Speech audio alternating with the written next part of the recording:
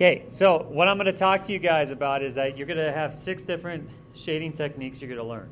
And some of you guys have probably learned them before. Great. If you have, that means that you're just hopefully going to be better equipped. Just like anything, when you practice it and you practice it, hopefully you get better at it, right? So that's the idea. You're going to have 5 steps to practice before you get back onto your main drawing once you're done with the newsprint. That's going to take some time. It's not a race, even though a lot of you guys like to race through stuff, okay? But you're going to take your time. You're going to do a good job because I'm going to make you do a good job because it's going to be worth points. You're going to have to use a ruler. That means you're going to have to know how to measure a little bit. You're going to have to have a straight line and how to use the kneadable eraser to clean things up when you present things, because that's the way I'm going to expect it when I see your final as well. All right, so it's going to take some time. I'm going to give you the time to do it, okay, hopefully in class. So that's the idea. The first thing you're going to do, okay, and if you notice about the big fat pencils, I like using them. It's just a preference. I've used them before just in my art classes. Okay, a lot of them, just with the bigger, thicker, okay, the style, they're easier to grip. Sometimes people don't like it though.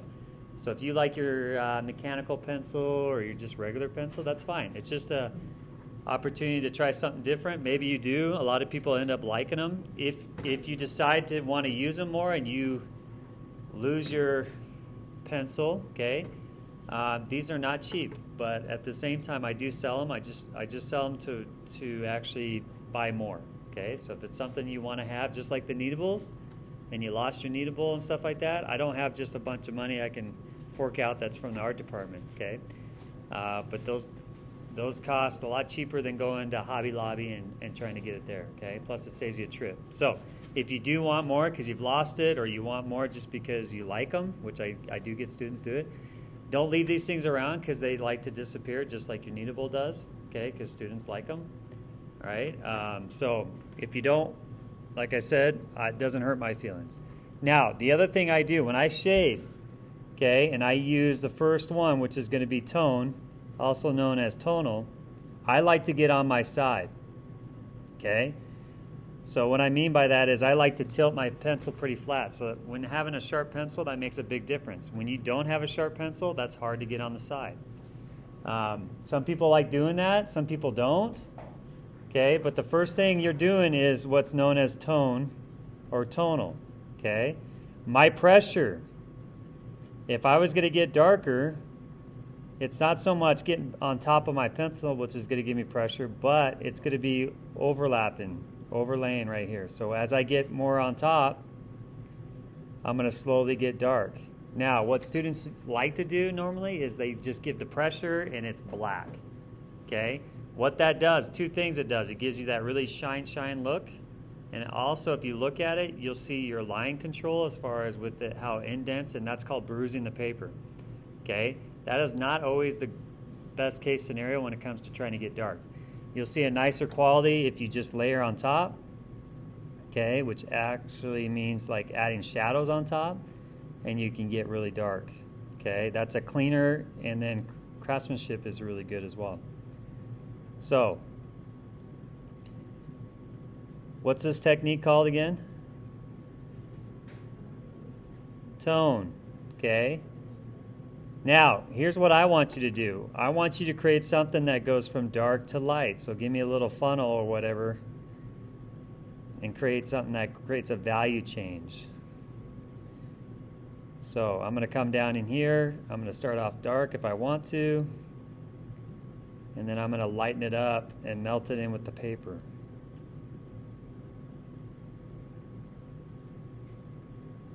Now, if you notice, my strokes are small. I call these little wiggles, okay?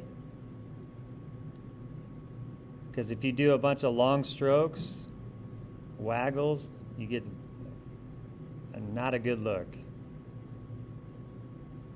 So again, I just kind of layered on top just to kind of darken some things out, and I got a nice transition of a value change. That's a gradation right there, okay?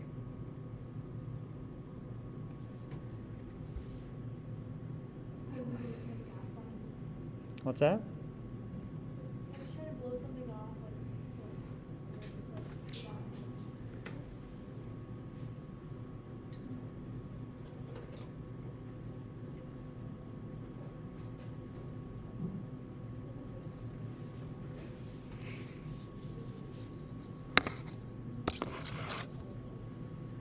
All right, so this is tonal. Okay, this is the first technique that you always want to learn. Okay, I think for the majority of them, this is probably your best one you want to get good at. Okay, because this leads into a lot of the other ones. Now, if you got to go lighter, okay, and say this is not a really good transition from your light to your paper, which is your highlight, okay, what would you use to get lighter with it? Okay, your kneadable eraser. Emma's got it. Okay, so what you do is you take your kneadable and you can kind of stamp it a little bit and fade it back even more. So you get that nice soft transition, they call that, to create to where it gives you that light smoky look. Okay, now if you have a neighbor that has one, maybe they can take a little piece off of it. Okay, you don't have to have a lot to get something done. Okay. And again, hopefully you didn't lose yours already, but if that's the case, sometimes I get recycled ones up here. All right?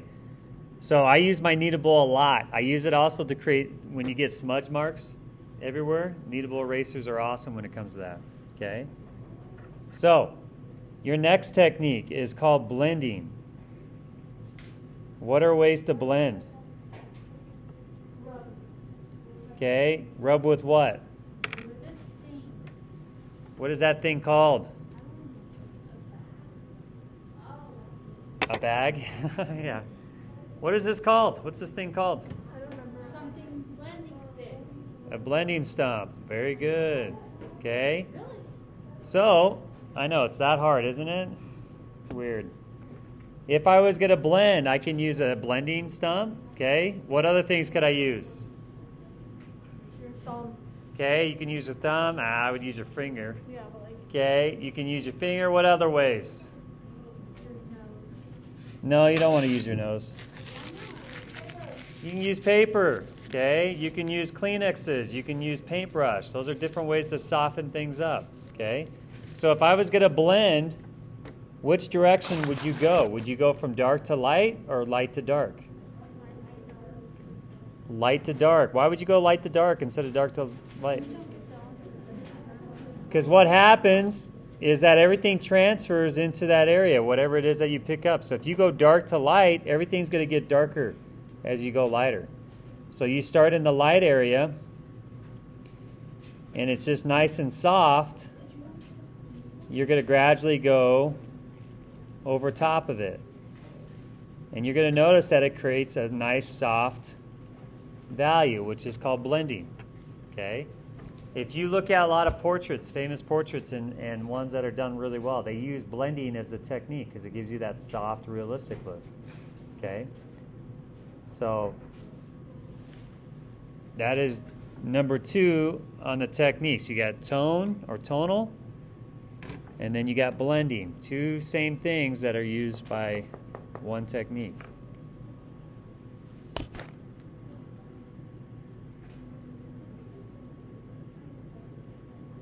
What happens when you use your finger, though? What is the cause of what might happen? Okay, you got 2 scenarios. One is you might not be able to erase it because it's got the oils in your hands. Number 2 is it's hard to get in tight areas because your finger's not a nice point. Okay, it's this big fat hand that you guys are drawing right now, right? So, no, I called my hand fat. All right, so just keep that in mind when you're doing that. And a lot of people, when they like to blend, guys, they push really, really hard because a lot of times you're covering up the really bad tonal technique that you've done. You're trying to hide all those mistakes that you did when you came to shading. Okay, so it's really important that you do tone right the first time, and then it's a lot easier to do blending when you get into blending because you got a nice soft value. Okay. The other thing that happens too is that it lightens things up. So you might have to go back and darken it up just because you lost that core darkness, that darker part of everything. Okay, so I might have to go back over it. The third technique you're going to learn is called, what do you think? You guys seen this one before? Cross stitch? Cross stitch? No. No. This one is called hatching. When you have just one line, continuous line, that's called hatching.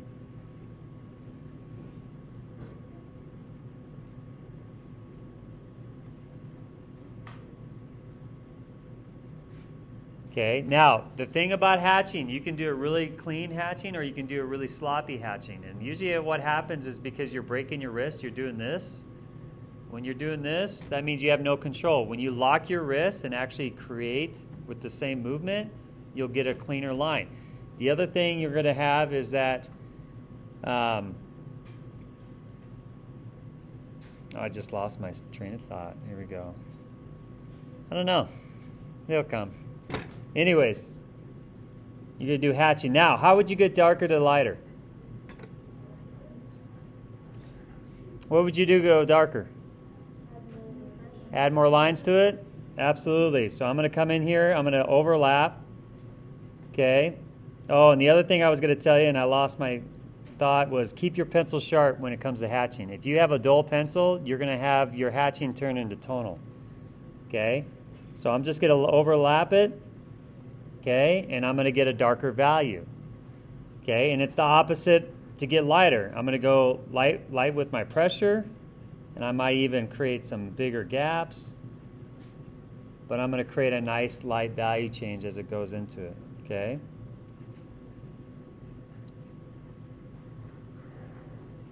So try to make a gradation using hatching really quick.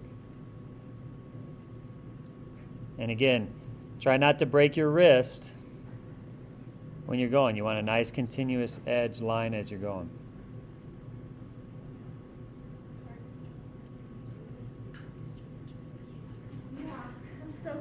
Now, if I get darker, okay, in my lighter area, again, I use my kneadable just to stamp it out a little bit so I can create a nice soft value change.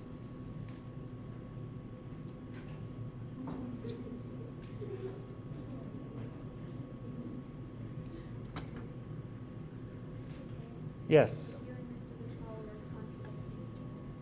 That's okay. That's why he teaches music and I teach art. Really? Yeah. This one you don't, because when you do this, it's sloppy. When you hold your wrist still and you do continuous, you get a cleaner line. When you use your arm, your bow goes like this. Instead of staying straight, it goes. Does it? As it goes up. That's good. I never knew that. All right. So the next one, we're moving on. We got cross hatching.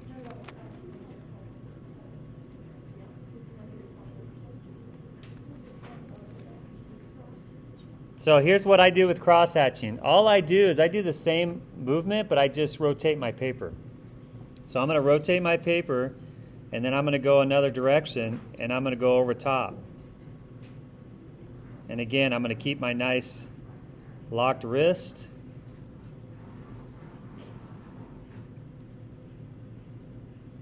And I'm going to get a nice, clean cross hatching look.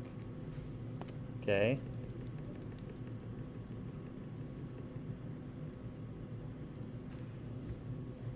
And then I might stamp it out so that way it gives a nice little value. And I should have something like that.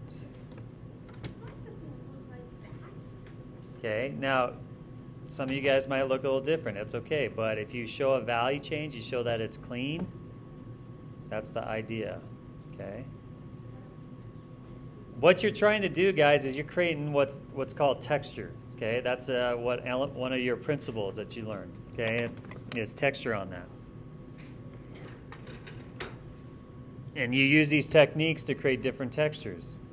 Tone's going to give you a little texture, a smoother texture, but then blending's going to give you a really smooth texture. Okay, hatching's going to give you a different look. You guys ever look at comic books? You guys ever done? Okay, the black. You look at that, and most of your technique is cross hatching and then hatching. You see a lot of that in there. Okay. That's a technique that they use. All right, moving on. We got 2 more to go. Okay, this one is a little bit more, I would say, loose, and I also like to say scribbling. This is known as scumbling.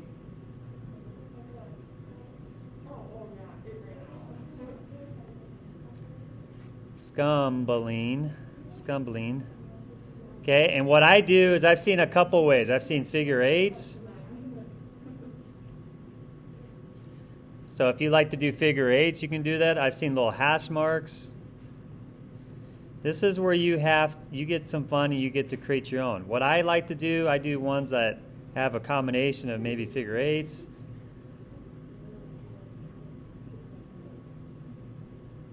Okay, and it's what I call controlled scribbling. Okay, some people like to use this when they're doing, like, say, something texture on the face, like a beard or hair. Okay, this is a really cool technique if it's done well and it's clean. It can look really bad if it's not done well and it's just a filler. Does that make sense? There's two different ways of doing it. Now, again, if I'm going to go back on top, that's called layering. And I'm putting the pressure a little bit and I'm making that thing darker. So again, make a value change using scumbling.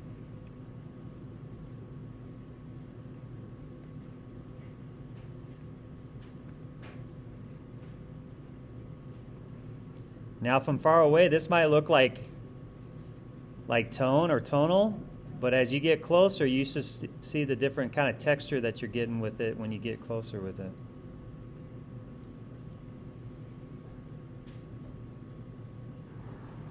And again, if you get dark in certain areas, you just simply take your kneadable eraser, okay, and you lightly pull that out. And you should get something like that when you're done with it.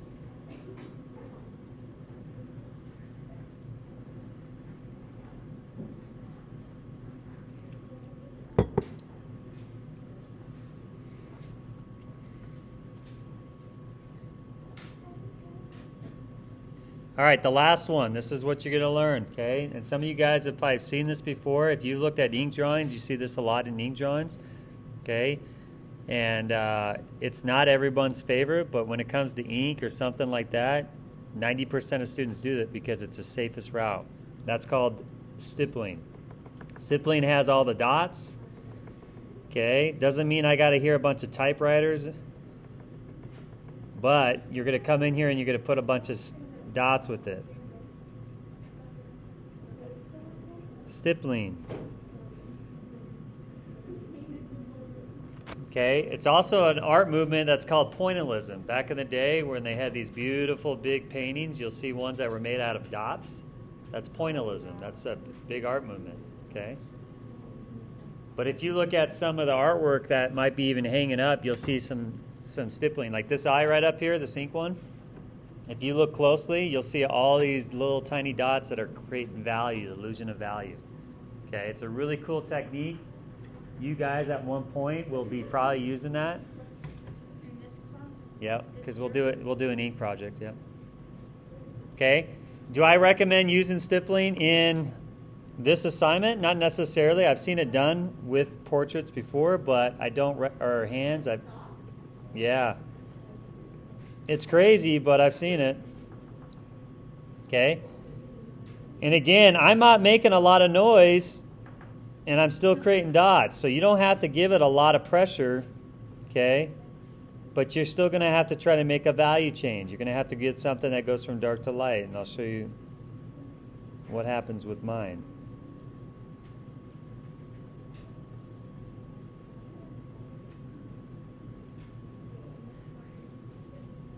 Okay, this is where I've seen students, pretend like they cramp up and they're like, oh my gosh, Mr. K, it's awful. This is awful. Okay, well, here's what I got to tell you. Suck it up. You're going to be okay. You'll live. But again, I create that density where I close in that gap and that gets it darker. I get my pressure a little harder. And then I gradually make a value change. Now, if you can get good at gradations, guys, and it means you can go from dark to light with some beautiful transitions, that means that there's not a bunch of harsh lines through there, you're going to accomplish a lot of things when it comes to drawing shape. Okay? But if you have never done this before and say you're a natural and you hit it off good, great, awesome. But most students don't. So if it takes some time to get some work into it, great. And that's what all these steps are over on the board, okay? We'll do the circle, which is the sphere. We'll do that next time because I'm going to give you guys a break. So here's what you're going to do. If you're to this stage, your first one you're going to do is going to be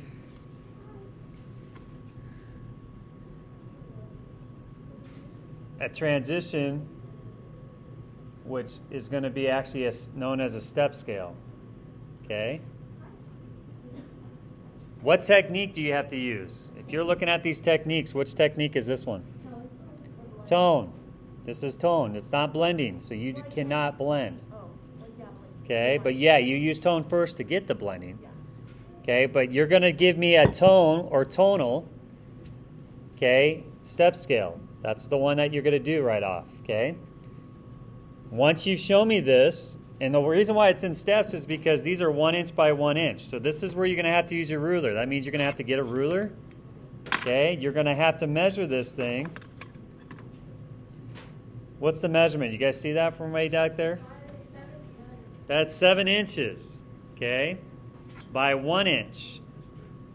Now, some people put them in the center pretty close. I want you to try to get as close as you can. Okay, but it doesn't have to be perfect, but it should have a straight line. Does that make sense? You should have a ruler with a straight line to it, okay? The other thing is I have more of these. They're laminated. There are other students that have done this stuff, okay? And I've collected them so that way it gives you examples to look at to compare yours to, okay? The reason why they're in steps is because I want you to slowly understand how to create value changes, okay? And then this box right here has no shading in it. This is your highlight. This is the brightest part because when you're using the paper, you might have your highlight, which is your white paper, or you might say have a dark paper, which is black, which is your core darkness area, okay? Or maybe you have a gray paper, which is your mid value, all right? This in particular project, we're gonna have a white paper, which means you're gonna use your paper as your highlight. That means you're gonna use that paper. You're not gonna cover everything up with shading, okay? And it's a lot easier when you do it. Plus, you have all the range of values, which is great. All right. Once you're done with this, you're going to show it to me. I'm going to give you the thumbs up, or I'm going to give you the thumbs down and keep working at it. Okay. When you're done, you moved along to step 2, which is up on the board. It has the measurements and everything. Step 2 is going to show me all those techniques that I just showed you. These are going to be with transitions, though. That means that you're going to have a gradual change, just like we did on the paper that you just did. They're not step. They're not a bunch of lines in there showing different values. These have a nice continuous value change. They're also labeled, so that way you understand which is what, okay? Tone, blending, stippling, all that stuff, okay? If you look at the measurements, they have rulers, so they're measured. Do not go wider than 1 inch. If you go wider than 1 inch, that means it's more work for you, okay? So make sure you understand what 1 inch is and how thick that is, and then your length is going to be on the board, which is going to be 4 inches, okay? That's going to be your length, all right? Again, I have plenty of examples to show that you guys can take and use to help you. Does that make sense? Okay, so I got 2 steps that you should be getting in. This should take you at least a whole class period, if not longer. Okay, unless you're just totally amazing and you blow me away, okay, and you get this thing done. So this is going to take some time, all right? Make sure you have a kneadable, some kind of blending tool, okay? If you like the pencil, great. If you don't and you want to use mechanical or whatever it is that you like to use, I also have the pencils by number, okay, which I never used, honestly. It was one of those like, nah, didn't need it, because I had the pressure right on my pencil. If you like to use the numbers, though, I can get those out too, so you guys can use those, okay? All right, but that's fine. Questions, concerns? Are we clear? Paper's going to be in this box up here. All right, this box might be down there or it might be up here, but this is all your paper that I have. Okay, I got plenty of paper that you're going to use. So if you need some of this size, great. If you need some of this size, great. Okay, and then we'll go on there. That one's going to be for the sphere, and we're going to talk about that come next class period. Okay, so keep on to that. Do not lose that. Okay, so Friday we'll talk about the sphere. That way you guys can get back to your work. Okay, and then I don't have to keep talking about this stuff. Cool? Okay, we are done for today. Oh, we're done? Not done. No. You're just done in the moment of